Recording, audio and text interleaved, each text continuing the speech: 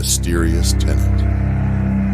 In 2010, Sarah, a young architecture student, moved into an old apartment in a university town. The building was a relic from the 1920s with worn carpets, foggy windows, and a strange sense of abandonment. The rent was cheap, almost too cheap for what seemed to be a great location.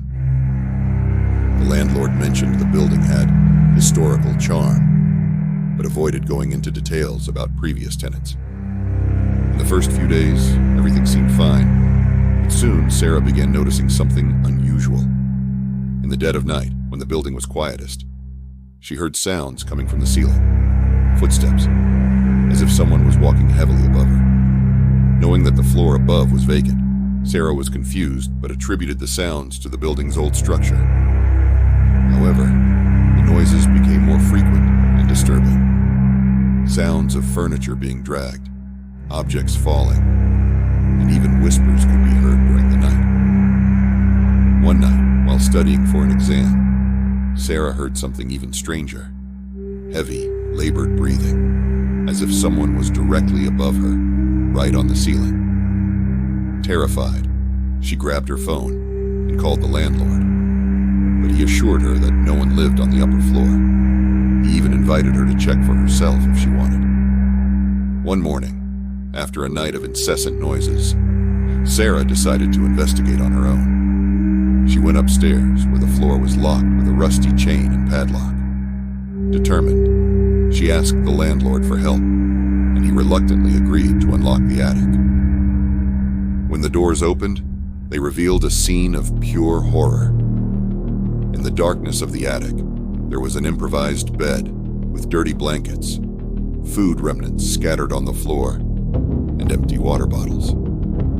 Whoever had been living there had been watching Sarah the whole time, perhaps coming down while she slept. The police were called, but the intruder was never found.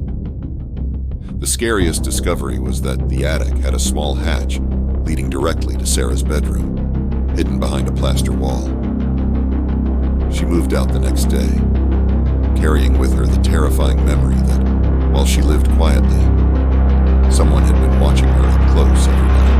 The disappearance in the forest. In the summer of 2004, a group of 5 friends, Jake, Tom, Emma, Lily, and Chris, decided to hike and camp in the vast Olympic forest in Washington. The area was isolated, and the group rarely encountered other people. They were seeking adventure and a connection with nature. But what they found was a dark and unsolved mystery. The forest was locally known as haunted, with reports of inexplicable disappearances and strange lights among the trees. The friends, skeptical, laughed off these legends, thinking they were just stories to scare tourists. On the second night, however, things started to get strange. While sitting around the campfire, an unusual silence fell over the forest.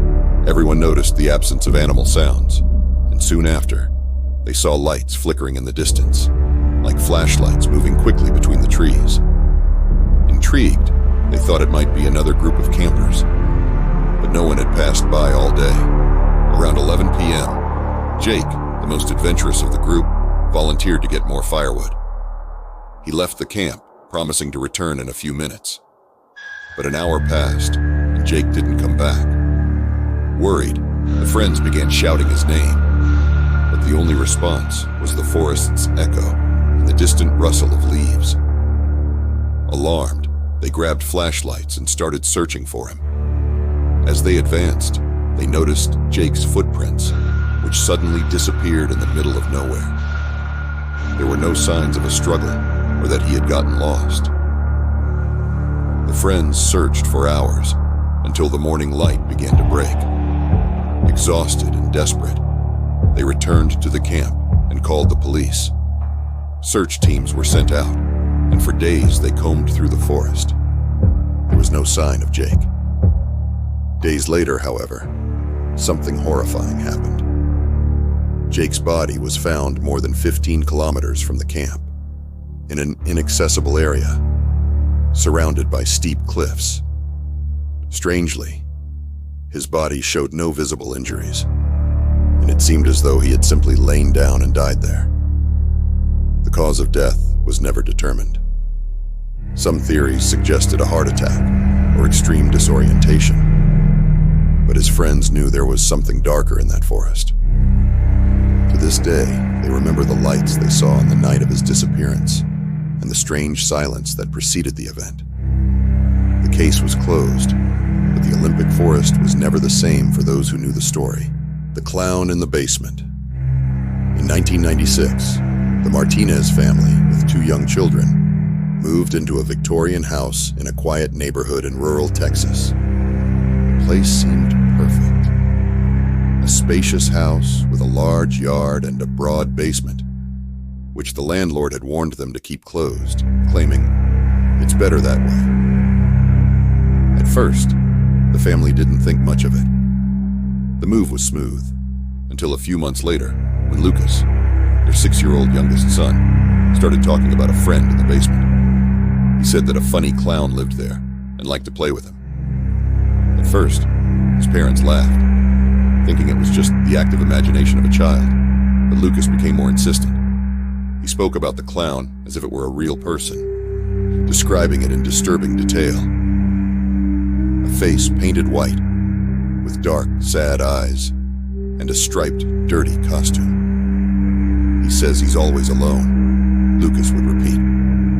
One night, while Lucas was playing in the yard, his mother Carla heard laughter coming from the basement.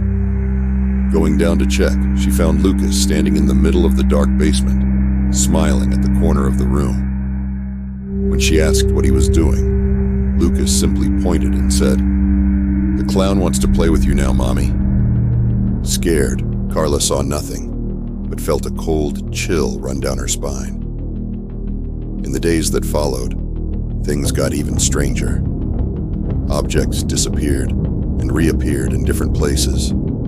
Basement doors opened by themselves, and Lucas began having intense nightmares, waking up in the middle of the night screaming, "The clown is mad!" Desperate, Carla decided to investigate the house's history.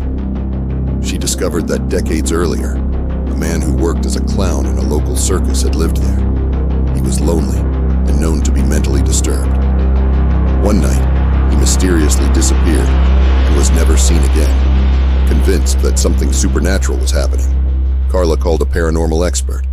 The investigator confirmed that there was a presence in the basement, and after a spiritual cleansing ritual, the strange event stopped. However, the family, traumatized, decided to move out soon after. Lucas, now older, never forgot the clown in the basement and still avoids talking about what he saw down there.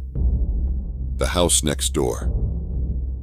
In 2013, Sam and Emily, a young couple, were looking for their first home. They finally found a charming bungalow in a small town called Fairview. The neighborhood seemed quiet, except for an old abandoned house next door. With broken windows and an overgrown yard, the house had a sinister appearance, but Sam and Emily decided to ignore it. A few days after moving in, Emily woke up in the middle of the night to a sound that resembled faint crying. Looking out the window, she saw a little girl in a white dress standing in the yard of the house next door, staring directly at her window. The girl's face was pale, and her large, empty eyes seemed vacant. Frightened, Emily called Sam, but when he arrived, the girl had disappeared. The next morning, Emily asked the neighbors about the house next door. She discovered that the house had belonged to a family that disappeared almost 20 years ago. Their daughter, a 7-year-old girl, had mysteriously vanished while playing in the yard and was never found. It was believed she had been kidnapped or worse. Her parents also disappeared shortly after, and the house was abandoned. In the following weeks, Emily began seeing the girl more often, always at night, standing in the same spot in the yard of the house next door. On one of these nights, Sam also saw her and felt a chill down his spine. They decided to investigate the abandoned house, hoping to understand what was happening. Upon entering the house, they found furniture covered in dust, and an atmosphere frozen in time. But in the basement, they made a disturbing discovery. A small white dress, identical to the one the girl wore, lying on the floor covered in dirt. There was also an old porcelain doll next to the dress, with cracked eyes and a sinister smile. Soon after this discovery, the sightings of the girl stopped. However, the feeling of being watched remained, and the couple moved out a few months later, unable to bear the unsettling mystery of the house next door. The house still stands abandoned, and the legend of the missing girl continues to haunt the local residents. The presence in the mirror. In 2015, Anna, a 27-year-old architect, bought her first apartment in an old neoclassical building in the center of Curitiba. The building had an imposing facade, and many of the residents proudly spoke of its history. Anna, who had always been passionate about design and architecture, was delighted by the artistic details of the place. Large windows, high ceilings, and a full-length mirror mounted on the hallway wall, something that came with the apartment and seemed to be a relic from the past. Soon after moving in, Anna began to notice something strange about the mirror. It was huge and old, with a hand-carved wooden frame and an opaque sheen on the surface. At first, it was just an odd reflection. The light in the mirror seemed to flicker in ways that didn't match reality, but things escalated quickly. One morning, while hurrying to work, Anna glanced in the mirror and saw something that made her heart skip a beat. Her reflection smiled, even though her own face was expressionless. Shaken, she convinced herself that it was just a trick of the light, or her mind playing tricks on her. However, the occurrences became more frequent and more disturbing. At times, she would walk past the mirror and see a shadow moving behind her in the reflection. But when she turned around, nothing was there. One night, as Anna was getting ready for bed, she saw the clearest and most terrifying vision yet. In the mirror, there was a figure standing behind her. It was a woman, dressed in a Victorian-style black dress, with pale skin and hollow eyes. The woman's mouth was moving as if she were whispering something, but no sound came through. When Anna turned around in panic, there was no one behind her, but when she looked back at the mirror, the woman remained there, smiling eerily.